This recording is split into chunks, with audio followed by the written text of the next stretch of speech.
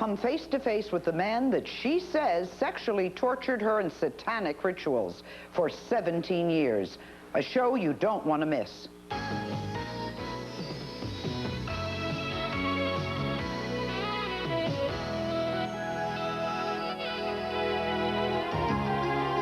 Ingram was a pillar of the community, veteran cop, chairman of the Republican Party, and devoted father of 4. 6 years ago, Paul Ingram's life was destroyed when he pled guilty to charges of sexual abuse, charges made by his own daughter, Ericka.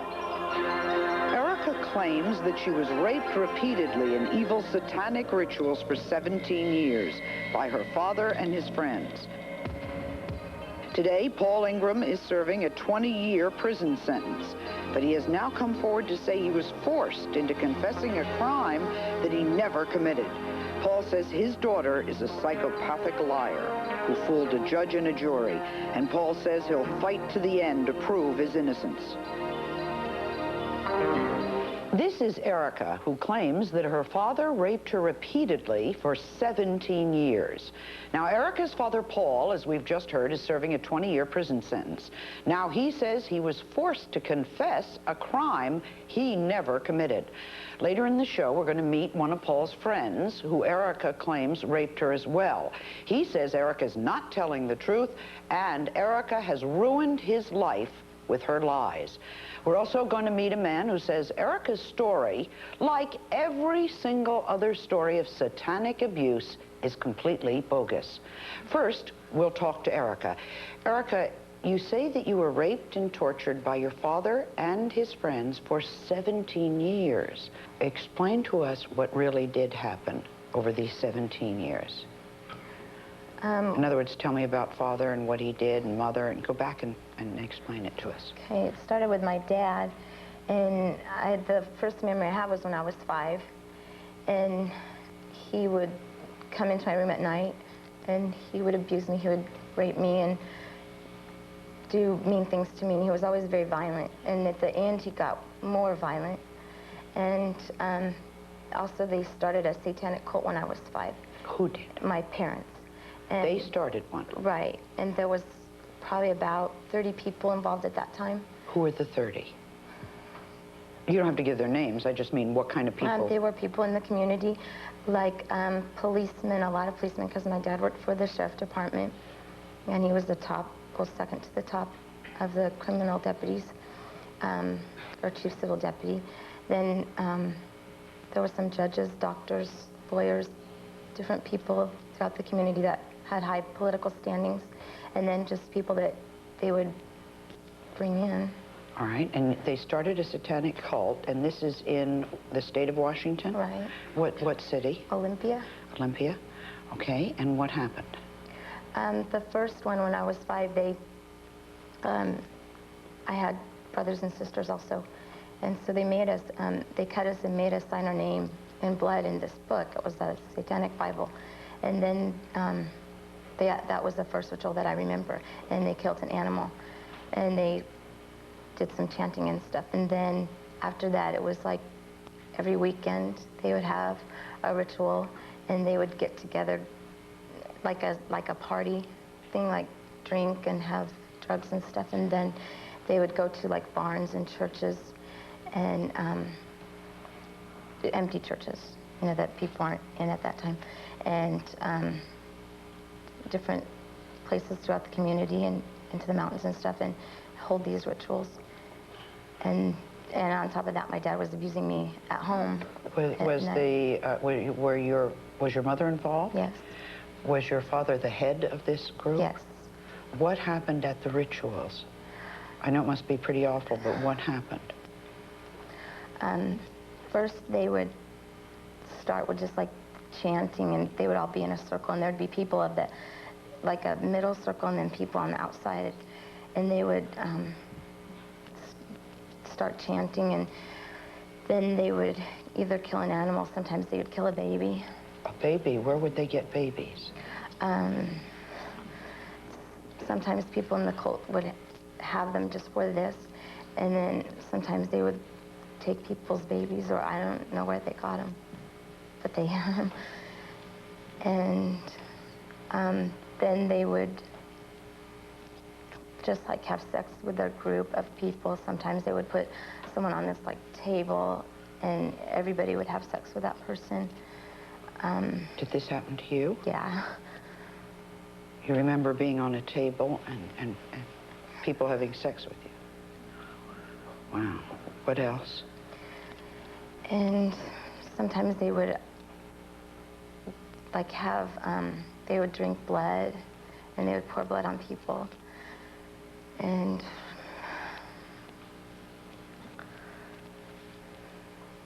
one time when I was 16, they gave me an abortion. I was 5 months pregnant.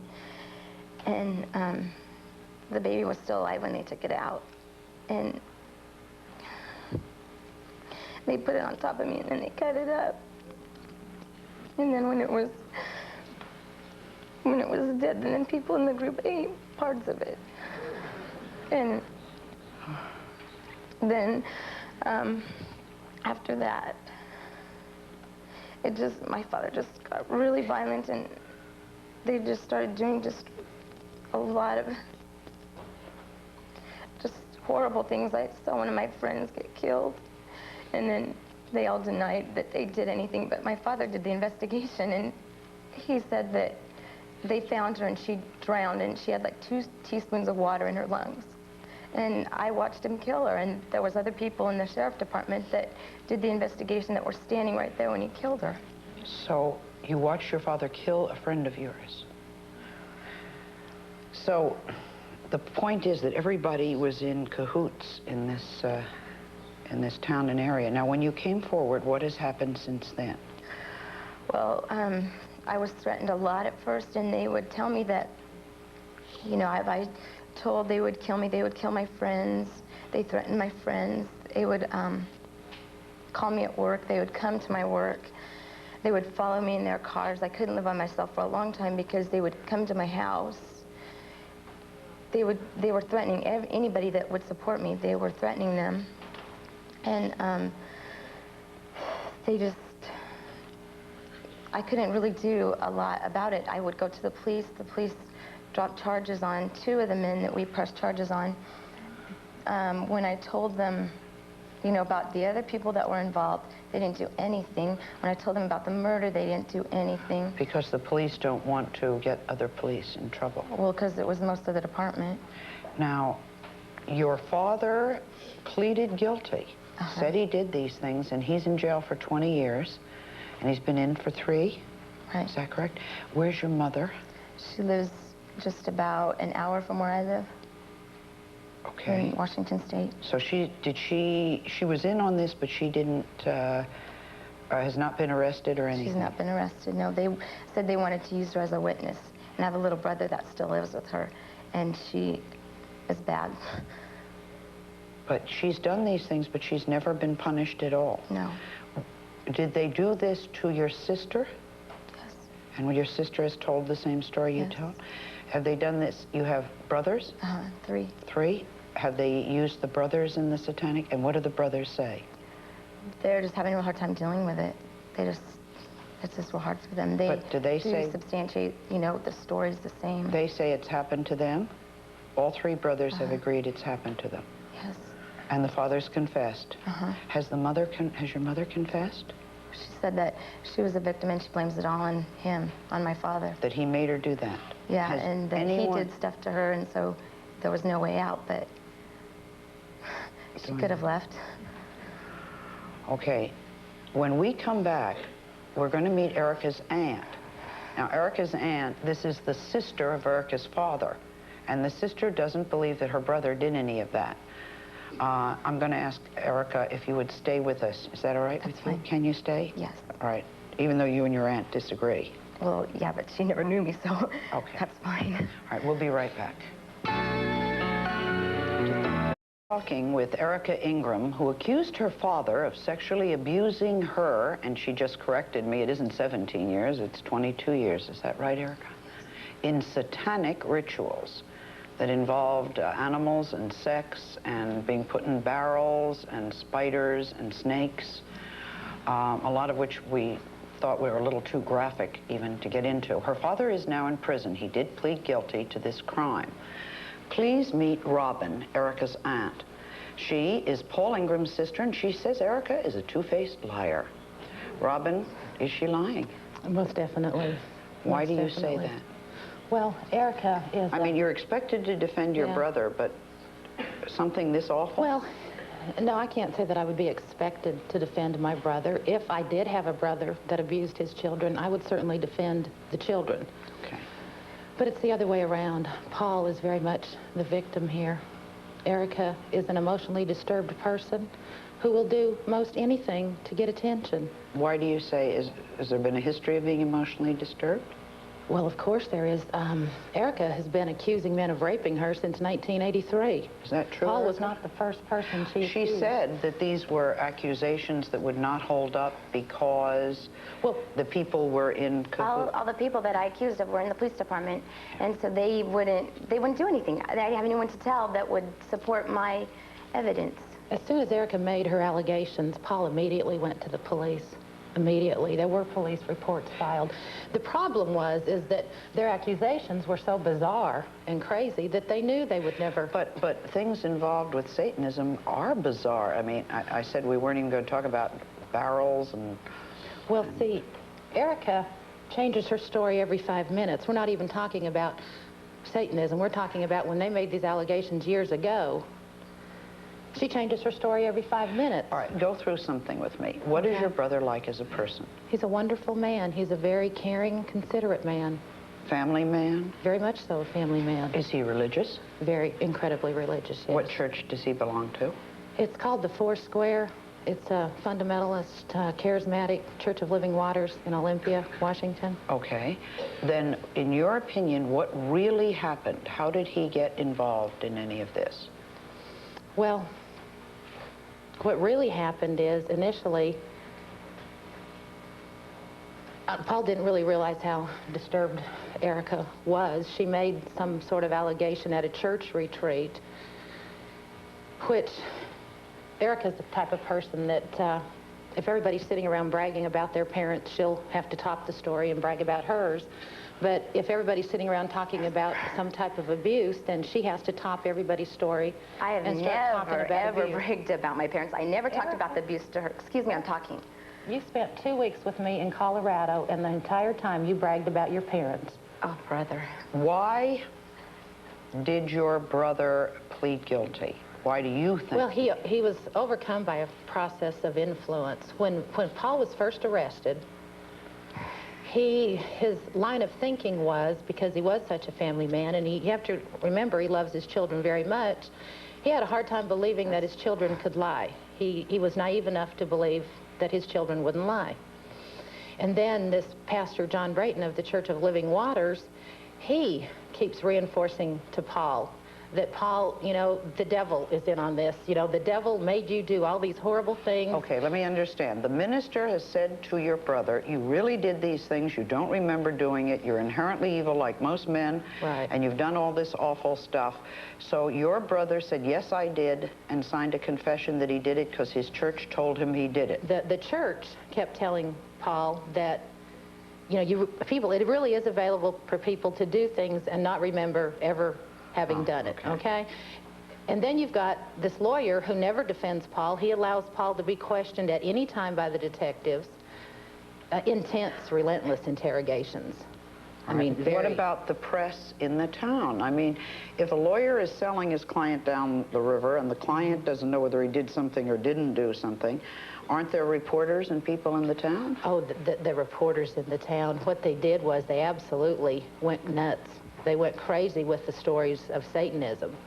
And they printed anything that the sheriff's department released to them, anything at all. No, they didn't at all. Not at all. She's not even from Washington State. She doesn't even know what they printed in the papers. And plus, she wasn't even a part of our life at all until I was 21 when I went to their house in Colorado. And my dad didn't even have a relationship with her. He didn't even like her. He didn't even know her hardly at all because they moved away from their home. He moved away from where she lived. What do you say to Ericka, that? why don't you look at me when you talk to me? Because I don't even like you. Ericka, how many times did we spend weeks together at the lake? Ericka, now come on. I mean, for one time in your life, tell the truth. I am. I told you I didn't like you and I don't want to look at you. so I don't have to. I mean, I would think when a person can't look another person in the eye, it's pretty obvious they're not telling the truth. It's pretty obvious that I don't like you.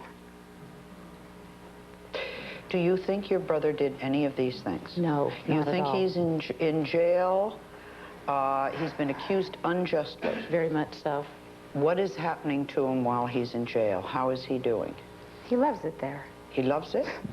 He told my mom he loves it there. He loves it because it's in a controlled environment and he can do whatever he wants. In prison, you know, as far as much what you can do in there, he said he loves it and he's working so that he can be the highest person in the prison system. That's what he told my mom. But you say none of this happened. No.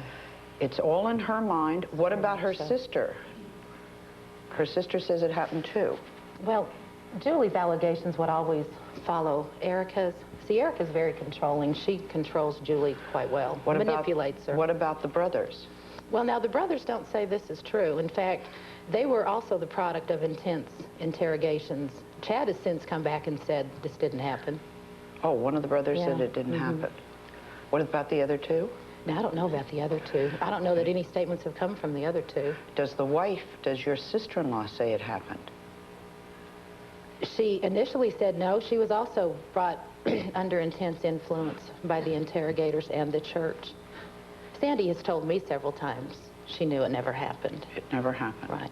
So you have to remember that Ericka and Julie said that they had these horrible scar-ridden bodies, that they had been burned and they had nails driven through their bodies, that they were given abortions with coat hangers.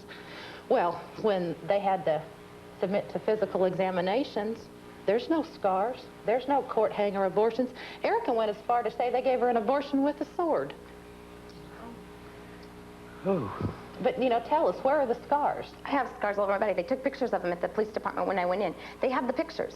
They have the evidence. Yes, they do. Well, I have medical records that state that there are. And I went to a doctor in California. He said, scars. No scars? Not.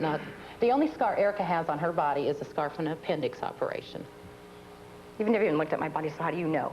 Well, I'm not going to look at your body, but I know about medical records, medical reports I can read. Okay.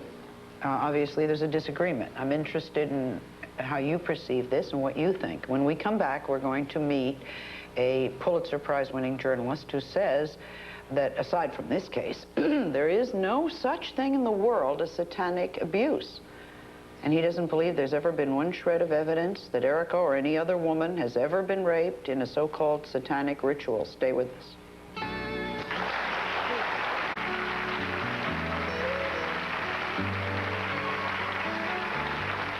We are talking with Ericka Ingram, whose father has spent the last 3 years in prison after Ericka charged that he sexually abused her in satanic rituals. We've also met Ericka's aunt, Robin Ingram, who says her brother Paul is innocent and Ericka's lying. My next two guests strongly disagree with each other. This is Dr. Richard Offsheet. He is a social psychologist from the University of California at Berkeley. Dr. Offsheet firmly believes that Ericka or any other person who says they were abused in a satanic cult is lying, because he says there's no such thing as satanic abuse.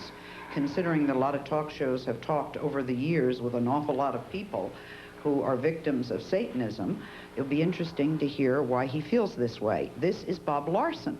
Bob is the host of a radio talk show heard on a religious broadcast network. Bob says Dr. Offsheet doesn't know what he's talking about. Bob says satanic abuse is now at epidemic proportions in this country, and we need to talk about it so we can stop it. I'm going to ask the gentleman to just hold for a moment while we find out what you think. You had your hand up. Yeah, I want to ask Ericka. You must stand for me if you can.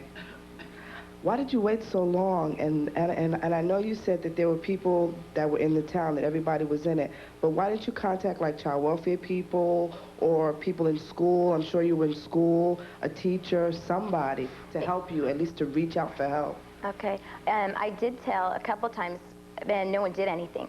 And I told teachers, I told friends, I told people in the church, no one did anything. And so then, and when I would start to talk, you know, my parents would just say, you know, that's nothing. She's, you know, they didn't do anything. First, I wanted to ask the same thing. Why did she wait so long? She could have went to the police. She could have ran away. It was all in Also, the police department. Are they Christians? Christians don't believe in satanics. Christians don't believe in satanic? No. Oh, I don't know that that's so. I think a lot do. I want to understand that this woman said that you were nowhere around during the time that she was growing up, and you're saying that you knew everything. Talking to Robin, Yeah, a sister. Robin, the sister. She's saying that you were never around. How do you know so much about her for you to say that this didn't happen to her? And I mean... Well, let her answer the question first. Okay? Well, I Robin? didn't live in the same town, that's true. But as a family, we would get together, spend weeks at the lake. It was great. Ericka, like I said, would brag on her parents. They had a good relationship. She would say how wonderful they were, right? Yeah. All right, Dr. Alshey, tell me how you've come to the conclusion that Ericka was not the victim of satanic abuse. I think most people in our audience seem to feel that she was. So why do you feel that way? Okay, well, first, let me clarify some things about my role in this whole Have you affair. done a study of it? First of all, I was brought in as a consultant, as an expert on issues of control and high control groups. That's my area of specialty. And I was brought in by the prosecution in order to help them against Mr. against Ingram. Paul Ingram. Okay. In order to help them put this together because things were not making sense to the police or to the prosecutor. I spent 3 months traveling back and forth to Olympia, Washington, interviewed lots of people involved in the case, went over every document in the case, the transcripts of all the interrogations of Paul Ingram, and finally reached a conclusion about what had happened. And the conclusion is mostly that the police got out of control. The police were That out the of- police got out of control. In what way? That what essentially happened was the police authorities in Olympia desired to be the first police agency in America to make one of these supposed satanic ritual abuse cases. And the police department wanted to be the first one to put somebody in jail, and so the police got out of hand, and they went crazy with the case, and that's why Paul Ingram is in jail right now. I think that's a little simplifying it a bit too much to say they went crazy with the case is extreme. They would not look at the evidence that was coming in using the ordinary standards that police all over the country use in evaluating evidence in a case. The lack of physical evidence, the lack of confirmation. Is there any physical evidence that this happened to Ericka? To the best of my knowledge, there is none. What You're is it? saying I've there been in is? the hospital because of it. I had to go to the hospital many times. I spent most of my life in the hospital, and that is true. And I have scars, and I mean, doctors were just like looking at my body, just going. If she says that abortions and sexual rituals were performed on her in a female way, would that not be something that a gynecologist could establish? To the best of my knowledge, the medical evidence does not support the allegation of the kind of physical torture that has been Is there alleged. evidence of an abortion? Not to my knowledge. Does there need to be evidence of an abortion? As I understand it, the abortion was of a near-term fetus that was sufficiently well developed that it could scream before it was supposedly killed. So and there that we have- abortion was supposedly done with a coat hanger. I'm not a medical authority, but I would think that that would leave some sort of scar, some indication, and to the best of my knowledge, with respect to both Ericka and to Julie, who claims that her body was so covered with scars that she was too embarrassed to change for gym class in front of the other girls in her high school, that, as I understand it, when ordered by the court to be physically examined by a court-appointed physician, there was no evidence for any scarring. Ericka? That's untrue. Untrue. Rob, all right, let's talk to Bob. Bob, you've got a man here saying that in no case, and there have been 100 court cases, I believe, maybe even more involving satanic rituals in our country, in no case has there ever been any evidence, hardcore evidence, nor has anyone except Ericka's father ever said that they've done that. In other words, there's never been a confession. He's only technically correct. Technically correct. The fact is, we need to look to the therapeutic community to understand what's going on. There are several 100,000 people who have been through or are in intensive psychotherapy. There are several hundred therapists full-time treating satanic ritual abuse victims. There are entire inpatient hospital psychiatric wards in this country treating these people on a full-time basis. the National Institute for Dissociative Disorders catalogs thousands of such cases. The corroboration of victims like Ericka, the intense therapeutic process people have been through, indicates something very major is going on. And But for her why, if there are all these people under care, why isn't there one shred of evidence? Well, the difficulty is that the evidentiary basis of the justice system is not commensurate with what you deal with in a therapeutic process. These are people But like wouldn't you have Ericka. found, if there are stories of mutilated babies, wouldn't there be one baby's bone? There have been babies found. They There found a lot of are stuff. cases. They You know, found stuff? I don't know where this character is coming from, all due They're saying respect. they But To the found best of my he knowledge, simply there is doesn't no know. physical evidence that corroborates any allegation They have in bodies, the Ingram they have case. everything. Where The these, police bodies, department they even are said where they these had- happened in Olympia, did they dig up the place where the rituals were performed to see if Yep, there were? they did. And what did they find? They No have bones. evidence. They Why said at the didn't police one department person? they had evidence and What kind of also evidence? of bones and Do they have animals. evidence of To the bones? best of my knowledge, there is no physical evidence of I hear you. anything. When we come back, we'll meet a friend of Ericka's father. This man, Ericka also said, abused her. He's one of the gentlemen we're talking about in the Satanic ritual. Hear what he has to say. As to the question of evidence, I'm not getting a straight answer. We'll be right back. Stay with us.